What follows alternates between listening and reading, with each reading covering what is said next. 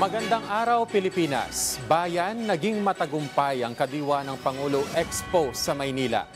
Hindi lang mga mamimili ang natulungan, kundi mga magsasaka at iba pang maliliit na negosyante na lumahok sa Expo. Yan ang ulat ni Vel Custodio, live, Vel. Kenneth Denise, ngayon na nga ang ikatlo at huling araw ng kadiwa ng Pangulo Expo dito sa Foro de Intramuros sa Maynila, kung saan tampok at iba't ibang mga produkto ng ating mga magsasaka at mangingisda. Kabilang itong 20 bigas meron na.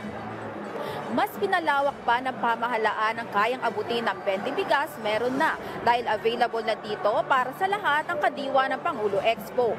Pwedeng makabili ang publiko ng murang bigas hanggang 10 kilo kada araw. Noong Biyernes, lumagda ang Department of Agriculture at ang Department of Education ng Memorandum of Understanding kung saan makakabili na ang mga DepEd teachers at non-teaching personnel ng murang bigas sa halagang 20 pesos kada kilo. Sa ngayon, mahigit 400 sites na ang nagbebenta ng 20 pesos kada kilong bigas. Tampok din dito sa kadiwa na Pangulo ang Expanded Kadiwa Network, kabilang ang food hubs, centers, tindahan, model trucks at carts na dinisenyo upang mapatatag ang local supply chain at mapalawak ang akses sa mga mahalagang bilihin. Isinagawa naman kanina ang kusina ng kadiwa kung saan ipresenta ng Bureau of Fisheries and Aquatic Resources ang paggawa ng seaweed pickles o atsara na gawa sa seaweed.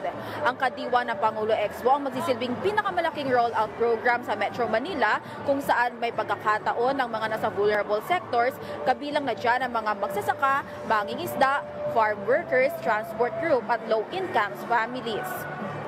Kenneth Denise, kung makikita nyo sa aking likuran, ay dagsa pa rin yung mga dumalo dito sa kadiwa ng Pangulo Expo at mahaba pa ang pila dito sa 20 bigas meron na. Mamaya nga ay gaganapin naman ang closing program na pangungunahan ni DA Assistant Secretary Genevieve Guevara at DA AMAS Director Junibert Disagun.